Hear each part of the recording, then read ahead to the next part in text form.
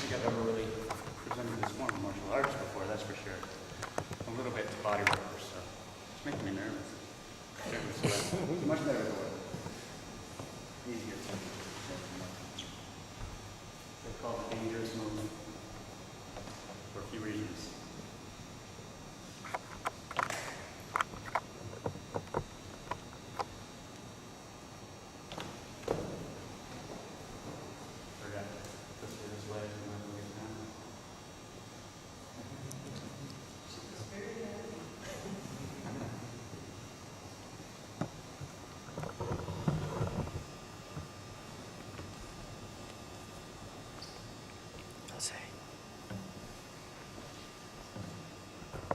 The body moves through certain movement loops.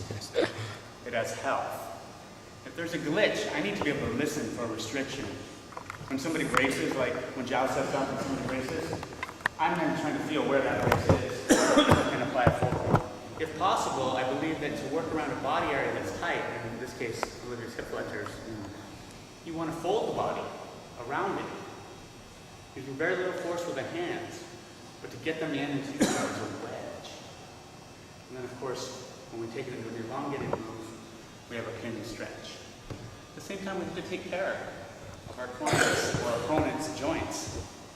We're playing with them, but we don't want to hurt them. So, it's not much. Now, I would like Mary Ellen.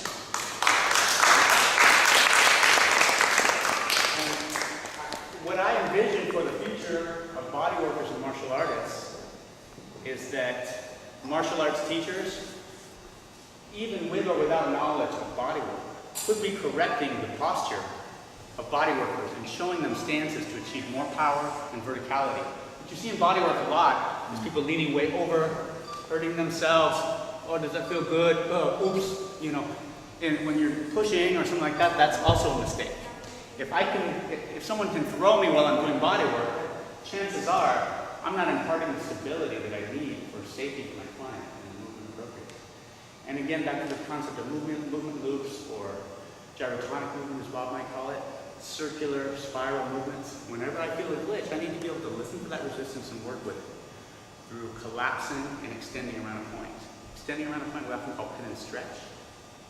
And I want to start this conversation. Not only do martial artists need body work, and body workers need to learn martial arts for various reasons, but we can work together. It's the same thing. It's how we move the body. So, I like us to potentiate each other.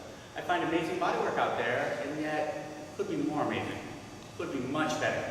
Body work has been around for a long time, but I don't think people have taken it to the full level of moving, wedging, leveraging, flowing, hand changing, contact reinforcement. These conversations face up. I guess I like to think like that too. And I like to think also as the body is an extension of a brain. The brain by itself is kind of a complicated piece of jelly that's useless. It gets information from the body.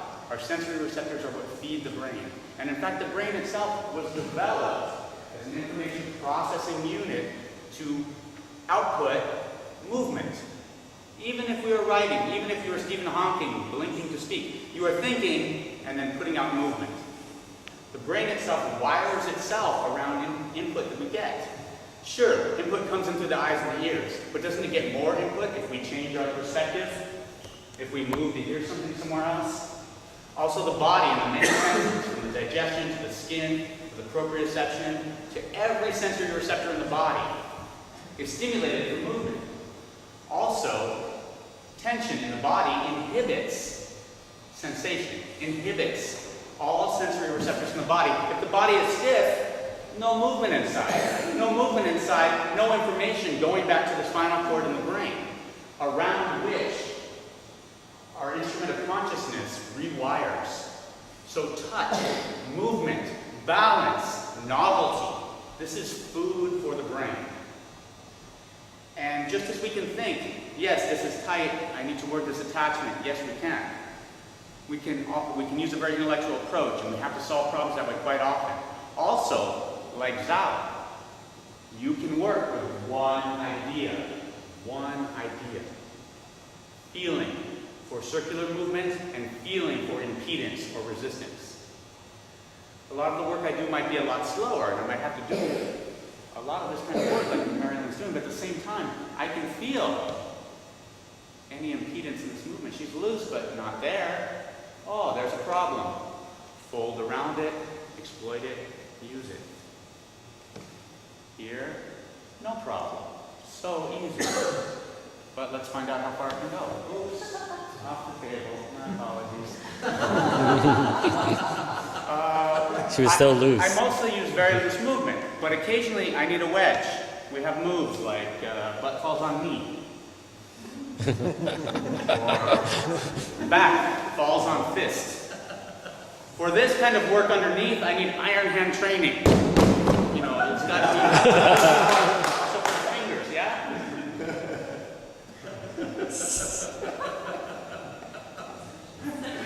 Sorry. I call this one accordion.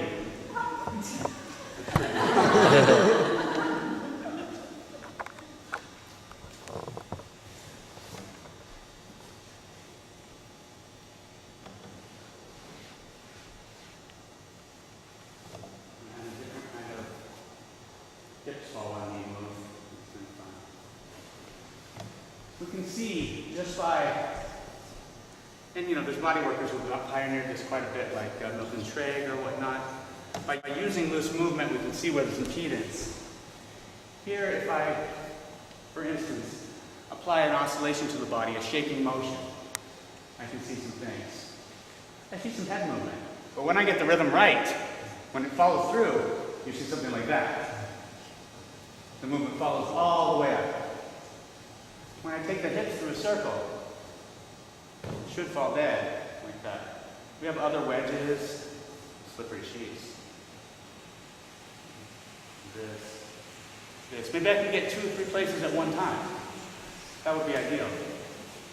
The neck is my favorite thing there is, because the neck is the connection between the brain and the body. We talk about the mind-body connection all the time. I'm still pretty sure it's called the neck. So, you know, she should be able to say yes.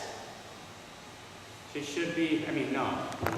Yes, you can only say yes so much because of the table. The table's in the way. So sometimes it's not good to have a table. But this kind of motion, for somebody it might be like, Well, what do you do without stop. a table? Okay, I have to give her something to rotate around. This vertebra is out. I feel that there's an impediment in the movement. Of course, I don't with Olivia. Oh, there it goes.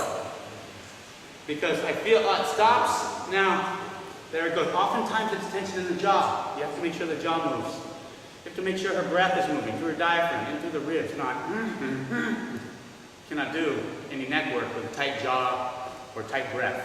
There's motions that we don't normally make. Stair stepper. You know, here we have C1, 2, 3, 4, 5, 6, 7, you know. But then, you know, because I have powerful hands, maybe for some people I can do big moves. You know, other people might take a while to learn something like that. It could take a while. You can take her up or down. Anyway, I think you guys get the idea. Thank you very much. I got one. Can I try on somebody bigger? Somebody maybe